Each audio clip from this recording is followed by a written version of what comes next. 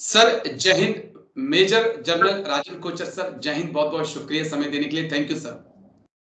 जय हिंद राजेश जी, धन्यवाद आपने मुझे अपने चैनल में इनवाइट किया।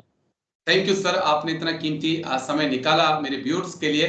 दरअसल सर सीएपीएफ में एक बड़ी अच्छी पहल की जा रही है कि जो जवान लंबे वक्त तक सर्व किए उनको प्रमोशन नहीं मिल पाया, उस हिसाब से जिस हिसाब से उनकी सर्विस है, तो जिस वक्त उन्होंने रिटायर होना है उन्हें नेक्स्ट प्रमोशन देकर रिटायर किया जाए। तो मेरे दिल में एक सवाल आया, मेरे दिमाग में एक सवाल आया, क्या इंडियन आर्मी के अंदर भी इसे लागू किया जा सकता है? क्योंकि हमारे लगभग 80-90% एनसीओ जो हैं वो एनसीओ से ही रिटायर हो जाते हैं, वो जेसीओ नहीं बन पाते हैं। तो मैं उस लिहाज से चीजों को आपसे समझना चाहूंगा। आर्मी पे और बाद में आऊंगा मैं सर, लेकिन पहले कितनी अच्छी पहल ये सीएपीएफ के लिए, और क्या वाकई में एक रैंक ही लगाया जाएगा या उस रैंक के बेनिफिट भी उन जवानों को मिलेंगे सर? सबसे पहले राजेश जी, सीएपीएफ की बात करते हैं तो बेसिकली ये जो डीजी सीआरपीएफ ने जो अनाउंसमेंट करी है, और जी शायद होम मिनिस्टर अमित शाह ने इसका ग्रीन सिग्नल अपना दे दिया है और जल्दी अनाउंस हो जाएगी गवर्नमेंट की तरफ से। तो मुझे लगता है कि सीएपीएफ की प्रॉब्लम्स क्या थी। सीएपीएफ की प्रॉब्लम थी कि 1 लाख से ज्यादा जो जी उनके पर्सनल थे, ऑफिसर जवान मिला के, वो due to constraints of vacancies और इस तरीके की, वो जी उनको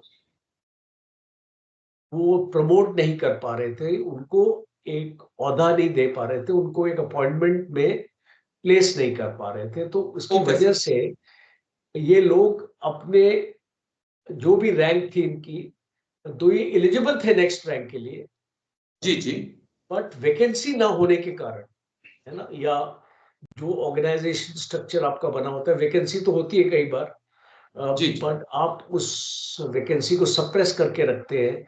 अपनी ऑर्गेनाइजेशन में इतनी वैकेंसीज आप क्रिएट नहीं करने देते हैं, बिकॉज उसका रिपोर्कशन होता है पेंशन के ऊपर और बाकी आपके ऑर्गेनाइजेशन स्ट्रक्चर के ऊपर। तो उस ओके हिसाब से अगर हम इसको देखें तो ये एक बहुत अच्छा स्टेप है, एक प्रोग्रेसिव स्टेप है कि आप अपने हर एक जवान को, अगर वो हेड कांस्टेबल है या कांस्टेबल है, तो आप उसको हेड कांस्टेबल की रैंक पर रिटायर करते हैं, और अगर हेड कांस्टेबल है तो आप उसको सब इंस्पेक्टर इंस्पेक्टर की रैंक पे रिटायर करते हैं। तो आई थिंक ये एक अच्छी चीज है। और इसके साथ साथ जो जहां तक मुझे अभी तक खबर है कि इसके साथ साथ इनको पेंशन भी उनके हायर रैंक में दिया जाए। ओके तो उस हिसाब से अगर हम देखें तो ये एक बहुत प्रोग्रेसिव स्टेप है, एक मोरल बूस्टिंग स्टेप है कि अगर एक जवान को आप प्रमोट नहीं कर पाए और उसको एक ओहदा नहीं दे पाए उस हायर रैंक के लिए, एटलीस्ट आप उसको ये हायर रैंक रिटायरमेंट से 1 महीना पहले, जैसे बोला जा रहा है कि 1 महीना पहले आपको ये रैंक दे दिया जाएगा, और जी उसके साथ आपको उसके रैंक के साथ आपको जो भी बेनिफिट्स मिलते हैं वो ओके पूरे बेनिफिट्स आपको मिल जाएंगे। तो ये तो सीएपीएफ की बात हो गई। जी जी। अब दूसरा मुद्दा आपने रेज किया है कि फौज में क्या इंडियन इंडियन आर्मी। आर्मी में ऐसा पॉसिबल हाँ, है? मैं वो चीज तो समझना चाह रहा था। हाँ, तो अभी आप देखिए इंडियन आर्मी में क्या स्ट्रक्चर चल रहा है। इंडियन आर्मी में ऑनरी रैंक का स्ट्रक्चर चलता है। जी आप एक सूबेदार मेजर को या एक आप सूबेदार को ऑनरी रैंक अपना दे सकते हैं, सूबेदार मेजर बना सकते हैं, लेफ्टिनेंट बना सकते हैं, कैप्टन बना सकते हैं, और उनको रिटायर होने से पहले आप ये जो उनको पेंशन भी उस हिसाब से मिलेगी, उनका स्टेटस भी बढ़ता है। अब पर आपको ये देखना पड़ेगा कि एक फौज का जो ऑर्गेनाइजेशन है वो बहुत बड़ी है। बिल्कुल बिल्कुल अगर सर। आप सीआरपीएफ को लें, अगर बीएसएफ लें, और अगर आप डिफरेंट डिफरेंट सीएपीएफ को लें, तो फौज as a organisation is very big. तो जी फौज के लिए अगर आप ये जो कदम लेंगे तो यू शुड बी प्रिपेयर्ड, अपने पेंशन का जी बजट आपका बढ़ेगा। ओके। तो गवर्नमेंट अगर तैयार है ये करने के लिए तो कोई हर्ज नहीं है। फौज में भी इतना अच्छा होगा कि अगर एक आपके इतने हवलदार रिटायर होते हैं, बिल्कुल तो सर, एटलीस्ट बिल्कुल। उनको नायब सूबेदार या सूबेदार का रैंक तो मिलेगा। तो और ये जो ऑनरेरी रैंक होता है, आप जानते हैं कि ये सबको नहीं मिलता है जी, फौज में। इसका सबको भी नहीं एक मिलता। बोर्ड, ओके, इसका बिल्कुल, भी एक बिल्कुल। बोर्ड होता है, और जो इसमें लिमिटेड वैकेंसीज ही होती है, ज्यादा वैकेंसीज नहीं होती है इसमें। तो जी। जो सबको ये नहीं मिलता ऑनरेरी रैंक। तो मैं मानता हूँ कि अगर ये फौज के लिए लाएंगे तो बहुत अच्छा स्टेप होगा, फौज के मोराल के लिए भी बहुत अच्छा होगा, और आगे वाले जवान भी उनके लिए भी होगा कि एटलीस्ट अगर हमारा अ, एक कलर सर्विस के लिए भी प्रोत्साहित करेगा कि आप अब बीच में वीआरएस मत लीजिए, आप कलर सर्विस करिए। बेशक आप 24 साल कर रहे हैं, आप जेसीओ नहीं बन रहे हैं, आप नायब सूबेदार के लिए प्रमोट नहीं हो रहे हैं, लेकिन आखिरी का जो महीना होगा उसमें आपके कंधे पे स्टार होंगे, और जब आप घर जाएंगे तो यस, आप एक नायब सूबेदार का बेनिफिट उठाएंगे, और अग्निवीर की स्कीम से जो पैसा बचेगा वो यहाँ पे यूज हो सकता है सर। देखिए अग्निवीर स्कीम से जो पैसा बचाने की प्लानिंग थी, वो यहाँ पे खर्च करने के लिए नहीं थी। अच्छा।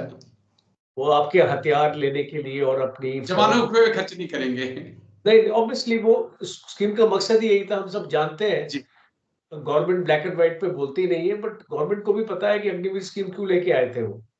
तो गवर्नमेंट ओपनली इसका खुलासा नहीं करेगी कभी भी, जी। बट इसका रीजन ये था कि फौज को मॉडर्नाइजेशन के लिए पैसा चाहिए था, और वो पैसा कहाँ से आता, बिकॉज जी। बजट में तो उतना ही है देने के लिए। कंपीटिंग रिक्वायरमेंट्स होती है बजट में, आपको रेलवेज को भी देना है, एजुकेशन में भी देना है, आपने इंफ्रास्ट्रक्चर के लिए भी खर्च करना है, हेल्थ, आपके लिए हेल्थ बिल्कुल में भी सर। खर्च करना है। तो इसको मुझे लगता है कि ये फौज में लाया जा सकता है, प्रोवाइडेड इसका बजटरी एस्टिमेट गवर्नमेंट अगर इसमें अपने आप को कन्विंस कर ले कि ये इतना ज्यादा बजट के ऊपर अगर आपको वे नहीं करेगा, और इतना जी। भार नहीं आएगा बजट पे, तो ये शायद इम्प्लीमेंट हो सकता है। बट फिलहाल मुझे लगता है कि शायद गवर्नमेंट ये स्टेप नहीं लेगी। नहीं, देखिए क्योंकि मेरा पॉइंट ये था कि बहुत इस वक्त इंडियन आर्मी के जवान, एयरफोर्स के या सीएपीएफ के भी लोग बीआरएस लेकर निकल रहे हैं।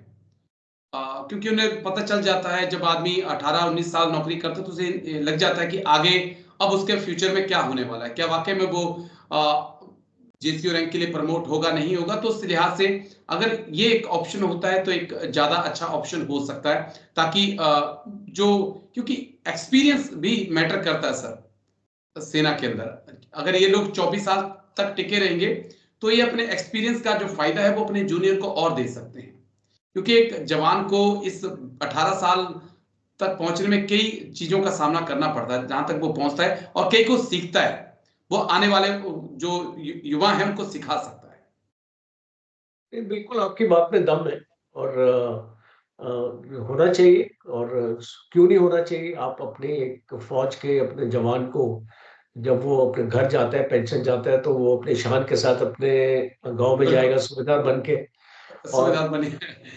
अगर सुबेदार वो, की वैसे भी एक हाँ, अलग ही वैल्यू होती है सर हाँ, गांव और में। अगर वो सी हमने हमने ऑफिसर्स के लिए टाइम स्केल कर्नल किया है ना। जी बिल्कुल सर। सारे जो भी लेफ्टिनेंट कर्नल हैं, अगर वो सिलेक्शन में नहीं जाते कर्नल, तो तकरीबन 90% से ज्यादा आपके लेफ्टिनेंट कर्नल आज टाइम स्केल फुल कर्नल बनते हैं। जी। तो यू हार्डली 5% से भी कम होंगे जो नहीं बनेंगे, नहीं, बिल्कुल सर। 95% बनेंगे आपके। तो जब आप एक लेफ्टिनेंट कर्नल को कर्नल बनाने के लिए आपको कोई प्रॉब्लम नहीं है, तो एक हवलदार को सूबेदार बनाने में क्या प्रॉब्लम है आपको? Point point sir. और